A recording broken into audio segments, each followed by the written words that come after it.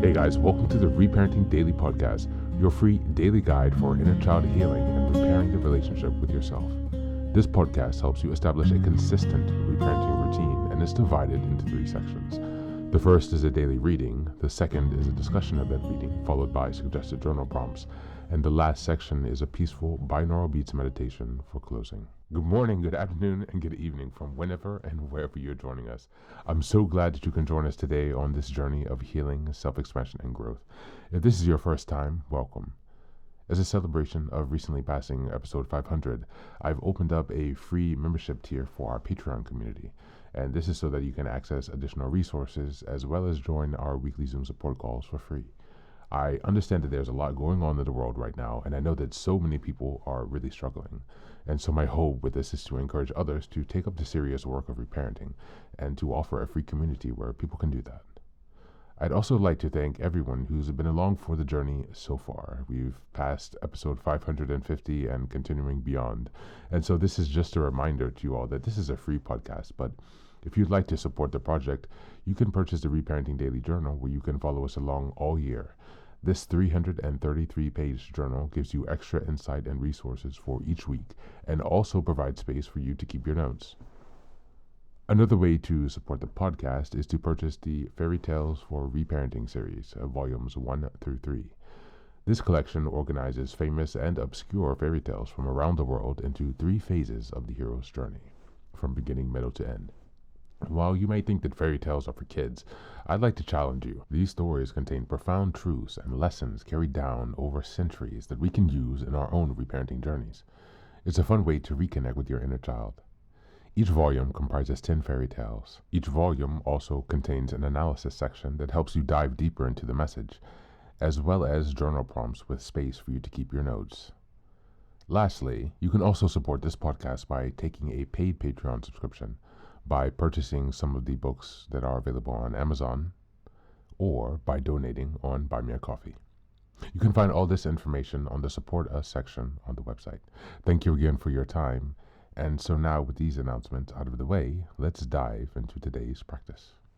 Today's reading is an article entitled Building Self-Esteem to Shine Brighter by Xavier Dagba, and he's writing a blog that's entitled Embodied Light. As always, you can find the link in the show notes. Just as a reminder, we're in January, and the theme for this month is self-awareness and reflection. We're in week 1, which is January 1st until the 7th. It's the last day of the week, and the theme for this week has been Cultivating Mindfulness. Now, this article is a bit long, so I will only read a portion of it, but it actually just came into my inbox this morning, and I thought to share it with you. It was actually just published today. January 6, 2026. It really caught my eye, so I thought, yeah, this would be great to share with the podcast. And so here we go. Building self-esteem to shine brighter. I will only read a portion, so please do click on the link in the show notes to read it in its entirety. The 5 pillars to unleash. The 5 pillars to an unleashed version of yourself. One of the most challenging and rewarding journeys you'll embark on is to build the self-esteem to shine your light and express your gifts imperfectly. Why? Because your light and your gifts represent some of the most intimate, vulnerable, and protected aspects of who we are. Yet they are also our most potent offering to the world. The interesting fact about self-esteem is that it's not a personality trait. It's not confidence. It's not something you either have or don't. In this piece, I will share with you 5 pillars necessary to build unshakable self-esteem. For each pillar, I share a prompt that will guide you to go deeper and an invitation at the end for those willing to go even more deeper. What the hell is self-esteem, truly? Self-esteem is more about capacity than anything else. I like to think of it as the measure of the quality of the relationship that you have with yourself, your true self. More precisely, it is the nervous system's learned trust that you will not abandon yourself when things get uncomfortable. That trust is not built through affirmation, it's built through lived experience and through every choice you make. Your self-esteem is a muscle, and I want to take you through what it looks like to grow it, especially the unique type of self-esteem needed to shine your light imperfectly. Self-esteem is not self-image. From a psychological perspective, self-esteem is not about thinking highly of yourself. It's about knowing at a cellular level that you can face pain, fear, imperfection, and uncertainty without turning against yourself. In simpler terms, your self-esteem grows when you have evidence that you can stay present with what's in hand, inside you and around you. I think of it as a skill, more than something that's innate. The first pillar is trusting yourself to face pain. Self-esteem begins the moment you stop outsourcing your safety. Every time you turn towards a fear you once avoided, something inside you registers. I can trust myself to be with this. Facing pain does not mean reliving it endlessly. Quite the opposite. It means no longer organizing your life around avoiding it. There is something liberating in that. Wouldn't you agree? When you trust yourself to face your past, your grief, your shame, or your anger, you reclaim the psychic energy that once was used to try to avoid them. For many people, not reclaiming that energy is precisely why they are stuck. That reclaimed energy directly fuels your self-esteem. I've seen hundreds of people reclaim incredible creative capacity when I've guided them through this process. The second pillar, self-acceptance of what you see as unlikable within. Self-esteem does not require liking everything about yourself. It will require that you build the capacity to accept what you find unlikable within yourself, or at least to have some compassion for it.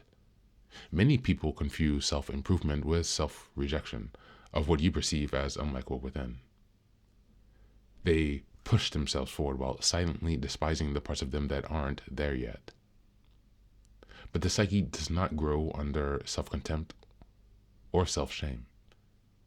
The issue is that many people know this intellectually, but are not in a place where they live this yet. Self-esteem deepens when shortcomings are met with grace and compassion, not the wrath of your inner critic. Number 3, honoring small promises.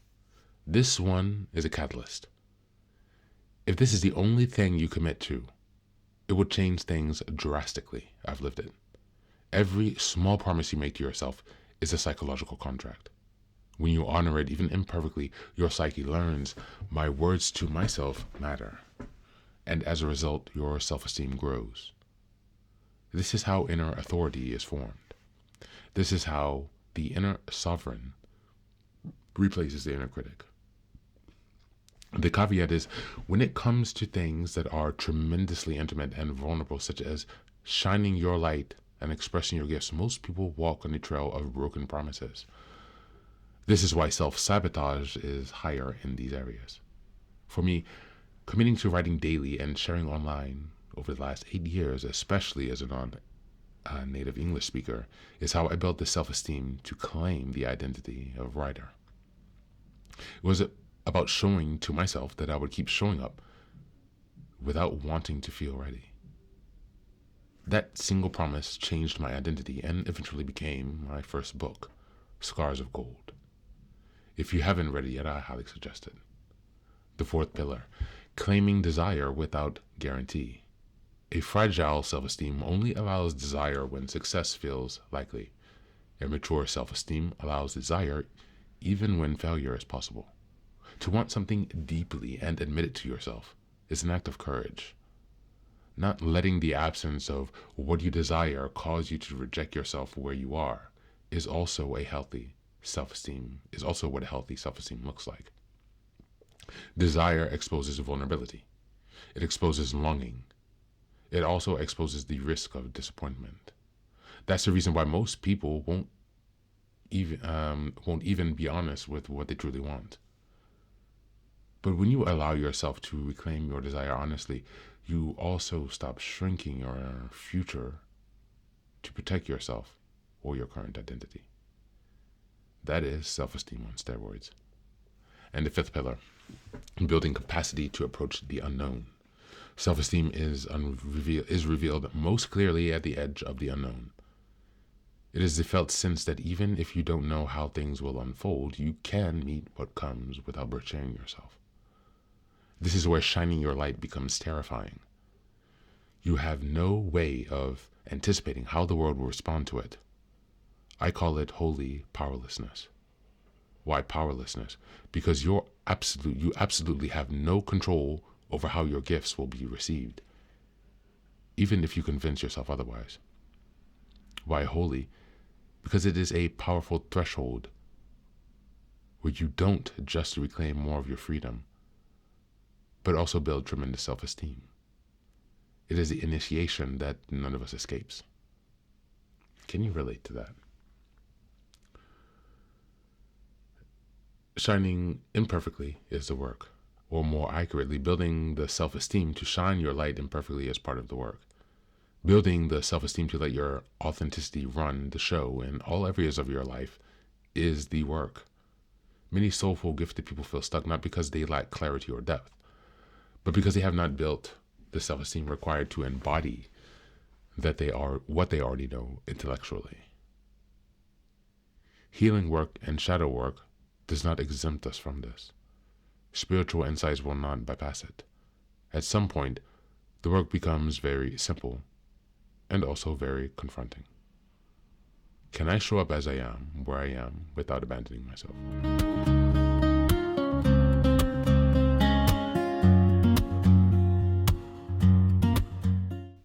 Welcome back. This reading cuts through the fluff and tells the truth. Self-esteem isn't hype, confidence tricks, or simple positive thinking. It's earned self-trust.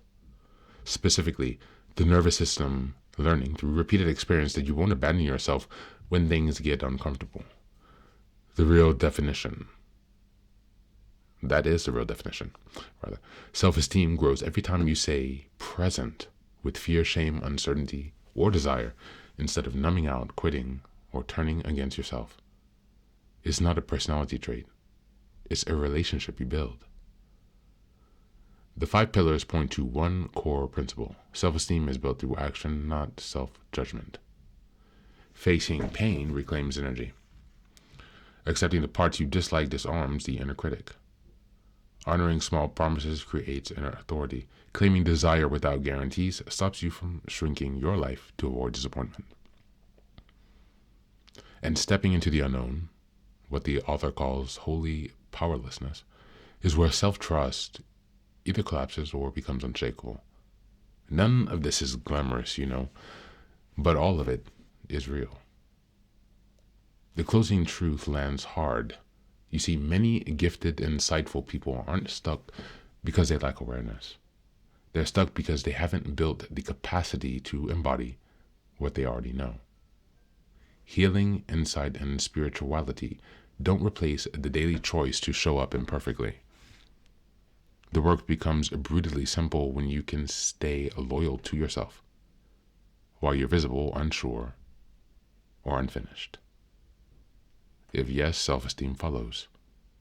If not, no amount of insight will save you. As we go to the journal prompts for today, number 1, where in your life do you feel you most often abandon yourself when discomfort shows up? Number 2, what small promise could you realistically keep this month that would rebuild trust with yourself? And number 3, what part of shining your light feels scary, not because you'll fail, but because you can't control how it's received? That's it for today. So, as always, thanks for being here. Take care of yourself, and please do be well.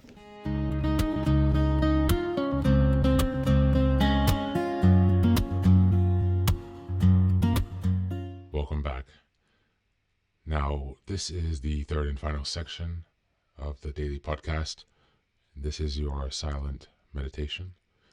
Please find a place where you can be comfortable and undisturbed. We can relax and spend some time with yourself for this 10-minute meditation. You can choose to be sitting, standing, lying, whatever makes you comfortable today. Listen to yourself. And next, be sure that you're taking some time to be with your breath, to connect with your body. Don't be disturbed by your thoughts. Allow them to pass and just observe. Do not engage. And use this time to connect with yourself, whatever time of day you're listening to this. Namaste.